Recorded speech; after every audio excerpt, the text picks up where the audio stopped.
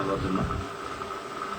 আমি এখন বর্তমানে কথা বলতেছি একটি স্বাধীন সার্বভৌম রাষ্ট্র বাংলাদেশে, যেটা বিগত প্রায় 5-6 বছর 7 বছর 7 থেকে 8 বছর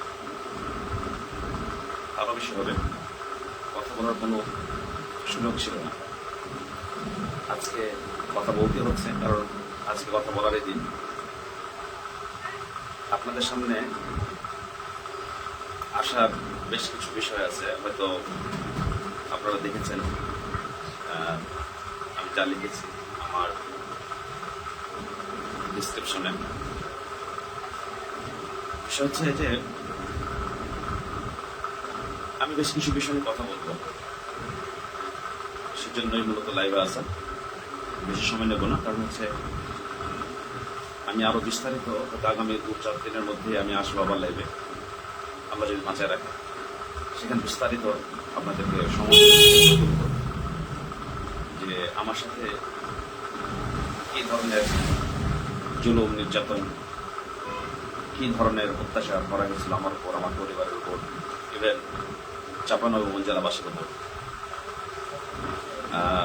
জেলাবাসী বললে বিষয়টা এরকম যে অনেকেই ভুক্তভোগী আছেন যারা একেবারে অসহায়, একেবারেই নিম্ন শ্রেণীর, বলতে যে তারা নিম্নবিত্ত, তাদের দিন আনে দিন খাই, দিন আনতে পান্তা ফুরাই, এরকম অবস্থা। তো এই প্রথম আমার এইভাবে লাইভ আসা, এই প্রথম। কারণ এই ফ্যাসিস্ট হাসিনা ও তার লেলেদা গুন্ডা বাহিনী এতটাই ত্রাস এবং এতটাই আতঙ্কে রেখেছিল আমাদেরকে যে কোনোভাবেই কথা বলার ওই রকম স্বাধীনতা, মানে কোনো রকমই স্বাধীনতা ছিল না। যার কারণে ইচ্ছা থাকলেও, অনেক কিছু বলার ইচ্ছা থাকলেও আসতে পারিনি, কাউকে কিছু বলতে পারিনি। কিন্তু আলহামদুলিল্লাহ যে আজকে হাজার হাজার ছাত্র জনতার রক্তের বিনিময়ে আমরা একটা স্বাধীনতা পেলাম, এবং আল্লাহ তাআলা অশেষ শুকরিয়া যে এরকম একজন অত্যাচারী জুলুমবাজ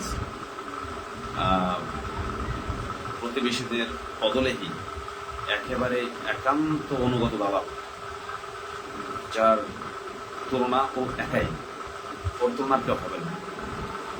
তো এই স্বৈরাচারের, এই ফ্যাসিস্ট এর যে পতন এত দ্রুত আল্লাহ দেখাবে, মানে আমরা নিজেরাও কল্পনা করতে পারি না যে এইভাবে আমরা বিষয়টা দেখতে পাবো বা বুঝতে পারবো। তো বিষয়টা হচ্ছে আমি কেন আসলাম একটু আপনাদের বলি। অনেকে জানেন আমি লেখাপড়া শেষ করে ঢাকায় ছিলাম কর্মরত, এবং সেখানে আমার উপর এক জুলুম চালানো হয়। ইনশাল্লাহ এটা নিয়ে আমি কথা বলবো আগামী 2-1 দিনের মধ্যে।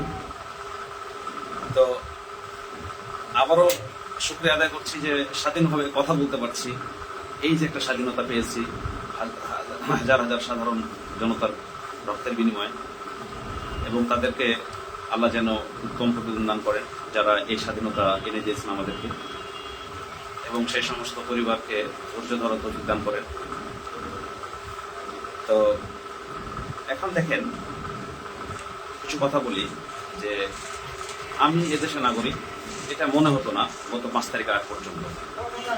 আমি একটা কথা বলবো স্বাধীনভাবে, এরকম কোনো সুযোগ ছিল না যে আমি আমার কোনো মত প্রকাশ করব, আমি আমার কোনো অনুভূতি প্রকাশ করব, এরকম কোনো কিছু আমি পাইনি বা আমি করতে পারিনি। যার কারণে আমার উপর বিভিন্ন রকমের বিভিন্ন জুলুম চালানো হয়েছিল।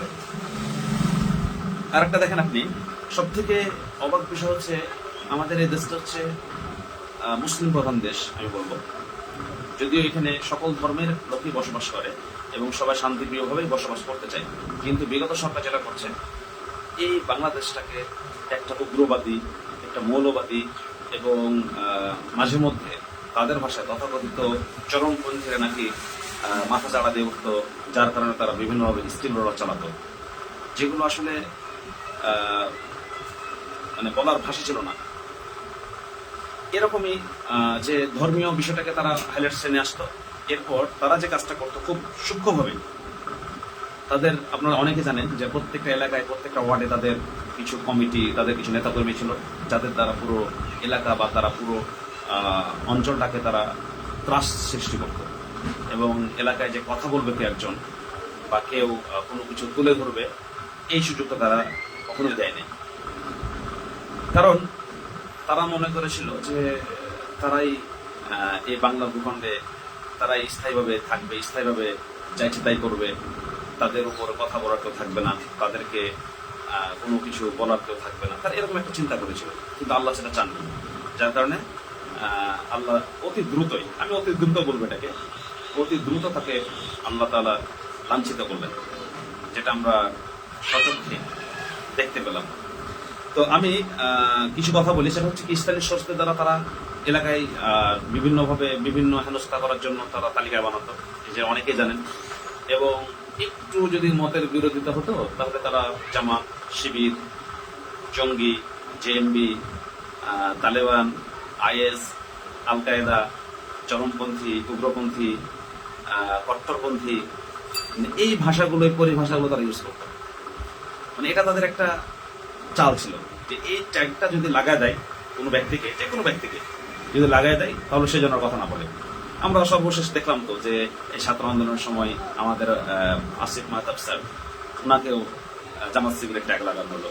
তারপর হচ্ছে চ্যানেল 24 একজন জনপ্রিয় উপস্থাপক, তাকেও শিবির ট্যাগ লাগানো হলো। এটা তাদের চিরাচরিত নিয়ম। ও আরেকটা লাগায় দেখি, একটু কথা বললেই রাজাকারের বাচ্চা, এটা তো আমরা সবাই জানি যে সবাই আমরা রাজাকারের বাচ্চা এখন হয়ে গেছি তাদের কাছে। তো এভাবে তারা ট্যাগ লাগাই দিল। এই ট্যাগ লাগার কারণ হচ্ছে যেন আপনি কারোর সামনে কোনো কথা বলতে না পারেন, কারণ আপনি কথা বললেই তো তাদের মুখোশ উন্মোচন হবে। তো সেই জন্য তারা এই শব্দগুলো ইউজ করতো, জঙ্গি, জেএমবি, জামাত শিবির যেগুলো বললাম, এইগুলো যাতে আপনি কথা বলতে সাহস না পান। এবং এই ট্যাগ লাগায় তারা জুলুম নির্যাতন চালাত, যেটা আমরা বিগত প্রায় 15 বছর যদি জুলুমের আসনে বসেছিল, কিন্তু সব থেকে শুরু করেছিল 14 সালের নির্বাচনের পর থেকে বেশি এই বিষয়টা নিয়ে, এই টপিকটার উপর। যদি আমরা জানি পিলখানার বিদ্যার বিদ্রোহ করাইছিল, এটা প্রথম ছিল তার একটা ধাপ। তারপরে হেফাজতে শাপলা চত্বর, যেটা আমরা জানি। কিন্তু সামগ্রিকভাবে মুসলমানদের চাপে রাখার জন্য 14 নির্বাচনের পর থেকে তারা এটা লাগাতার করে যায়, একের পর এক। এবং আমরা দেখেছি আমাদের চাপাই অঞ্চলে তারা কি ধরনের ম্যাসাকার চালিয়েছে, এবং যেখানে সাধারণ মানুষদেরকে তারা কত না কতভাবে হেনস্থা করছে, যেটা যে কেউ এই চাপাই অঞ্চলে আসলে দেখতে পারবে এবং আমজনতার সাথে মিশলেই খুব সহজে বুঝতে পারবেন যে তারা কি ধরনের এরকম জুলুম চালিয়েছিল। এটা খুব সহজেই বুঝতে পারবেন সবাই। এখন যে বিষয়টা সেটা হচ্ছে কি, এই ট্যাগ লাগালে কি হয় জানেন, আপনাকে আপনার সহকর্মী যারা, বন্ধু যারা আছেন, যারা এলাকাবাসী আছেন, যারা আপনার সহপাঠী আছেন, পাড়া পড়শি আছেন, তারা আপনাকে অন্যভাবে মূল্যায়ন করবে। এই মূল্যায়নের ফলে কি হচ্ছে দেখেন, মানসিকভাবে ভেঙে পড়া হচ্ছে, মানসিকভাবে সবাই ভেঙে যায়। যখন কাউকে জামাত শিবির, জঙ্গি, জেএমবি এগুলো ট্যাগ লাগানো হয়, তখন তার জন্য পৃথিবীটা একেবারে সংকুচিত হয়ে ওঠে, একেবারে সংকুচিত। সে চাইলে কোনো কিছু বলতে পারে না, কারোর সাথে কোনো বিষয় শেয়ার করতে পারে না, সে চাইলেও কোনোভাবে কারোর সাথে মিশতে পারে না, কারণ মিশতে গেলে অন্যজন বাঁকা চোখে তার দিকে চেয়ে থাকে। এটা যে কতটা মানসিক পীড়া দেয়, যাকে এরকম ট্যাগ লাগানো হয়েছে শুধু তারাই জানে যে আসলে কত ধরনের, মানে কিভাবে তাদেরকে হেনস্থা করা হয়েছে। আমি তো বললাম যে আমার বিষয়টা নিয়ে ইনশাল্লাহ কথা বলবো, যে আমার কিভাবে তারা এরকম ট্যাগ দিয়েছিল, কিভাবে তারা আমাকে মামলা জড়াইছিল, কতদিন আমার সাথে তারা এরকম অপকর্ম, মানে এই অপকর্মে আমাকে বিভিন্নভাবে করছিল। আমি বলবো, আমি বিস্তারিত বলবো, আপনাদের সামনে প্রমাণ সাপেক্ষে বলবো। ইনশাল্লাহ আপনারাও শুনবেন, সেগুলো দেখবেন। হ্যাঁ, আর আরো কিছু বিষয় আমি বলি আপনাদেরকে। সেটা হচ্ছে দেখেন, যে আরেকটা বিষয়, যে এই যে যাদেরকে মামলা দেওয়া হতো, বিচারকরাও জানতো যে তাদেরকে হেনস্থা করা হচ্ছে, কিন্তু যারা বিচারক ছিলেন, মানে দলীয় এক ধরনের সুবিধাভোগী বলা যায়, তারা কিন্তু জানে শুনে বোঝার পরও তারা কিছু বলতো না, মামলা তারা গ্রহণ করত। হ্যাঁ, তবে এর মধ্যে যে সবাই তা না, হয়তো হাতে গোনা 2-1 থাকতে পারেন যারা হয়তো এরকম করেন নাই, জুলুমের সাথে বা নির্যাতিতকে হয়তো সুযোগ দিয়েছিলেন। কিন্তু মেজরিটি পার্সেন্ট বললে ভুল হবেন, 90-95% বেশি বিচারক তারা এই কাজ করছে।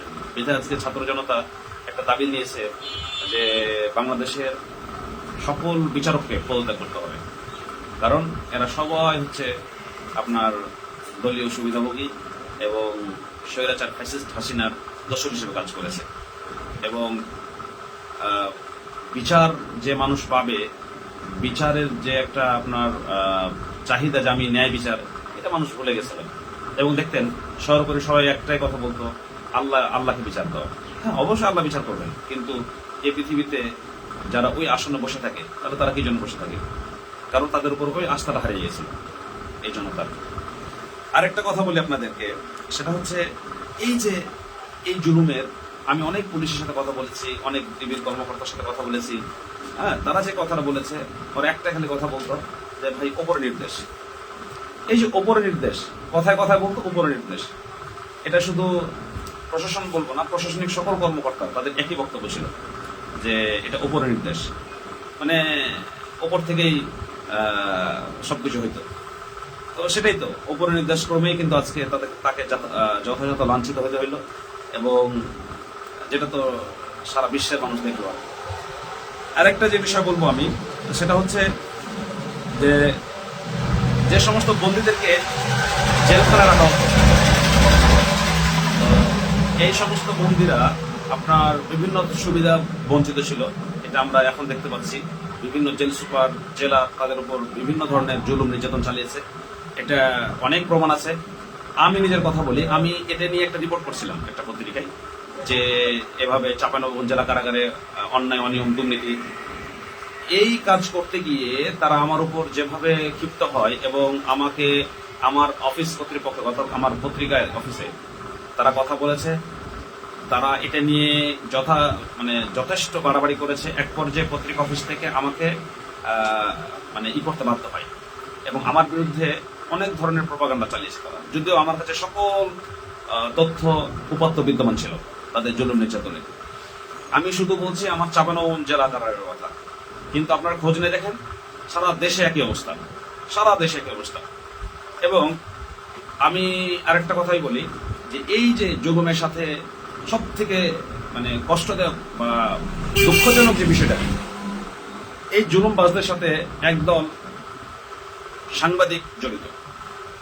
বলতে হচ্ছে একদল সাংবাদিক, যারা সর্বসময় প্রশাসনের পদলেহী করছে, প্রশাসনকে বিভিন্নভাবে তথ্যপত্র দিয়ে সাহায্য সহযোগিতা করছে, বিভিন্নভাবে তারা তাদের অপরাধের মাত্রাটা অতিক্রম করে ফেলেছে, যার ফলে সাধারণ মানুষ যে ওই সমস্ত সাংবাদিকদের কোনো কিছু বলবে এটাও তারা করতে পারে নাই।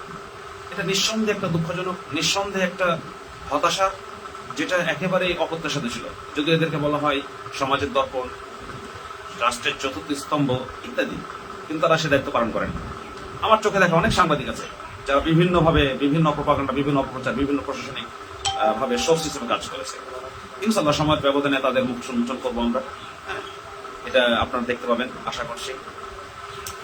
আরেকটা বিষয় বলি, যে এই সমস্ত সাংবাদিকদের কারণে মূলত যারা মূলধারে কাজ করতো, যারা আপনার হচ্ছে বস্তুনিষ্ঠ সংবাদের জন্য কাজ করতো, এদেরকেও এই সমস্ত সাংবাদিকেরা বিভিন্নভাবে হেনস্থা করতো, এবং কিভাবে তাদেরকে করা যায়, কোন চাপা রাখা যায়, চাপ দিয়ে রাখা যায় যাতে তারা কোনো কিছু করতে না পারে, এই কাজেই তারা ব্যস্ত ছিল।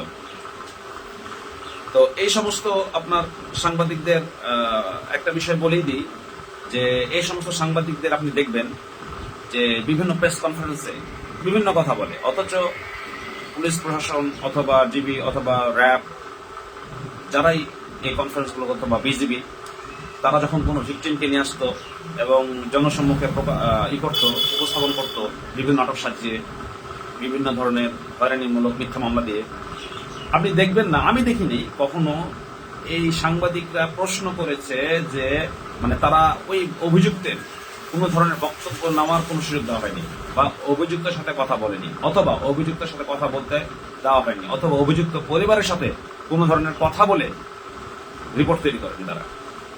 তাদের একটা স্লিপ ধরাই দিয়েছে, একটা প্রেস প্রেস নোট ধরাই দিয়েছে, ওটা দেখে রিপোর্ট করে দেওয়া হয়েছে। এটা কেন? আপনি তাহলে বস্তুনিষ্ঠ সাংবাদিকতা কোথায় গেল আপনার?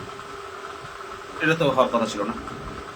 তারা এটা করেছে, হ্যাঁ, যেটা একেবারেই অপ্রত্যাশিত, অনাকাঙ্ক্ষিত এবং দুঃখজনক, এবং সাংবাদিকতার এতে লজ্জাস্কর বটে এরকম আচরণ।